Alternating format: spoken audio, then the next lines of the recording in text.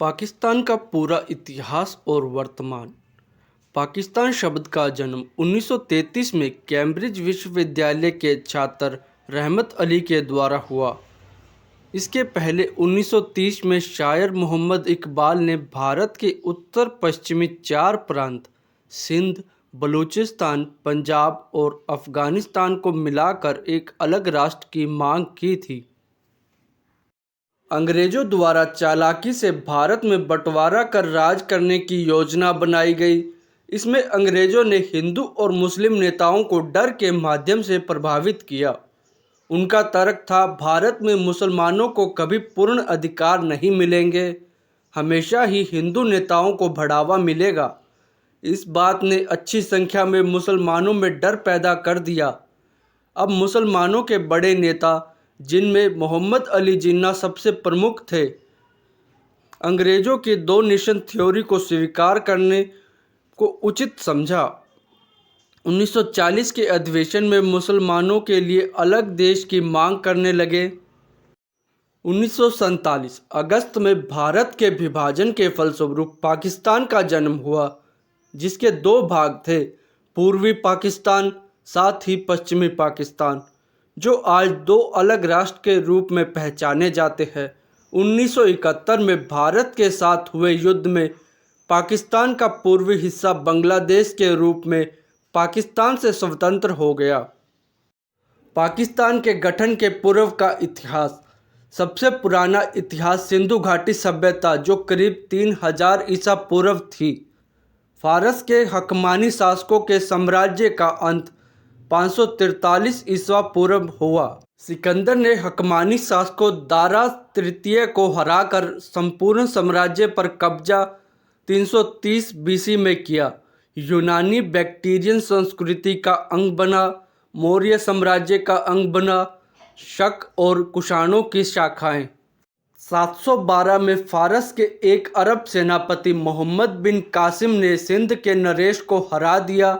इसके बाद यहाँ इस्लाम का आगमन हुआ। इस क्षेत्र में गजनवियों का अधिकार 12वीं सदी में हुआ। 1206 में दिल्ली सल्तनत का अंग बन गया।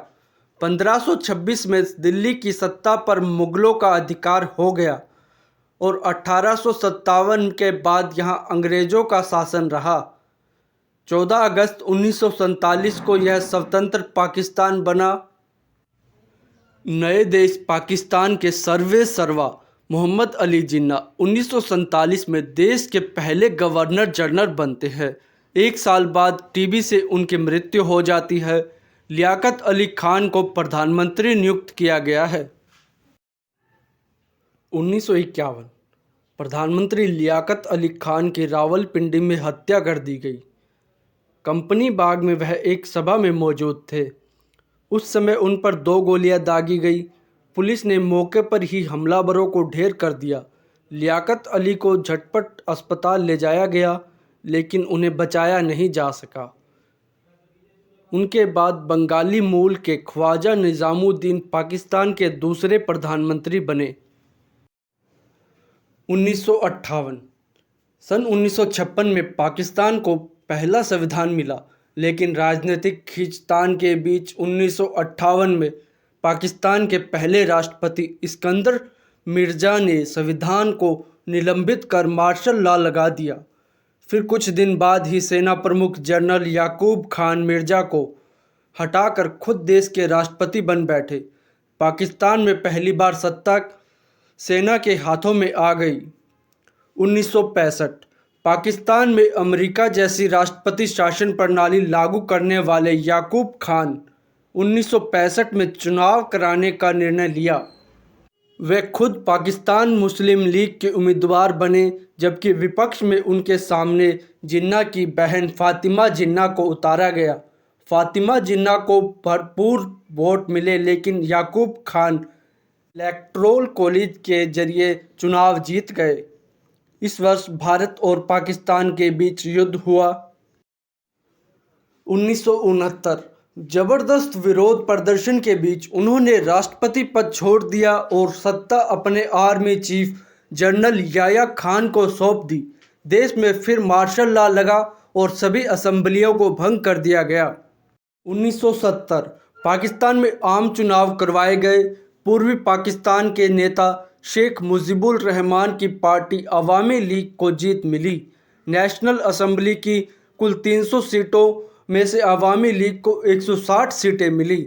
81 सीटों के साथ जुल्फ़िकार अली भुट्टो की पार्टी पीपल्स पार्टी दूसरे स्थान पर रही, लेकिन अवामी लीग की जीत को स्वीकार नहीं किया गया। 1971 चुनावी नतीजों को लेकर छिड़े विवाद ने एक और नए युद्ध की जमीन तैयार की। भारत ने तत्कालीन पूर्वी पाकिस्तान की मदद की और 1971 में बांग्लादेश के नाम से भारतीय उपमहाद्वीप में एक नया देश का उदय हुआ। भारत का विभाजन धर्म के नाम पर हुआ था, लेकिन एक धर्म के होने के बावजूद पूर्वी पाकिस्तान और पश्चिमी पाकिस्तान साथ नहीं रह पाए। 1972 पाकिस्तान की टूट के लिए याह्या खान के शासन को जिम्मेदार माना गया, जिसके कारण अपनी सत्ता में रहना मुश्किल होने लगा। ऐसे में उन्होंने देश की सत्ता जुल्फ़िकार अली भुट्टो को सौंप दी। देश में लगे मार्शल लॉ को हटा दिया गया और जुल्फ़िकार अली भुट्टो ने पाकिस्तान के राष्ट्रपति के रूप में शपथ ली। 1972 में ही भुट्टो ने पाकिस्तान का परमाणु कार्यक्रम शुरू किया। 1973 पाकिस्तान में फिर से नया संविधान लागू किया गया, जिसके तहत पाकिस्तान में एक संसदीय लोकतंत्र बनाया गया, जिसमें प्रधानमंत्री सरकार का प्रमुख होगा।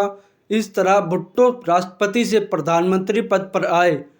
भुट्टो ने 1976 में जनरल जियाउल हक को अपना चीफ ऑफ आर्मी स्टाफ बनाया, जो आगे चलकर उनके लिए बड़ी मुसीबत बन गए।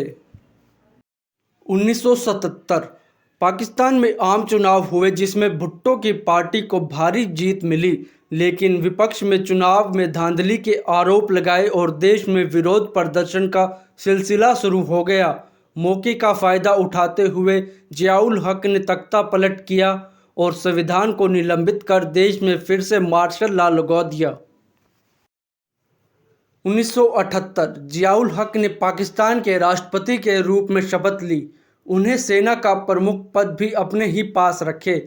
भुट्टो को जिया की हत्या की साजिश के आरोप में दोषी करार दे फांसी पर चढ़ा दिया गया। इसी साल जियाउल हक ने देश के इस्लामीकरण की नीति के तहत विवादित ऑर्डिनेंस लाए, जिसमें कुरान के मुताबिक सज़ा देने का प्रावधान किया गया। 1985 पाकिस्तान में आम चुनाव करवाए गए, लेकिन पार्टी के आधार पर नहीं। मार्शल लॉ हटाया गया और नई नेशनल असम्बली ने बीते 8 साल में जिया के कामों पर मोहर लगाई।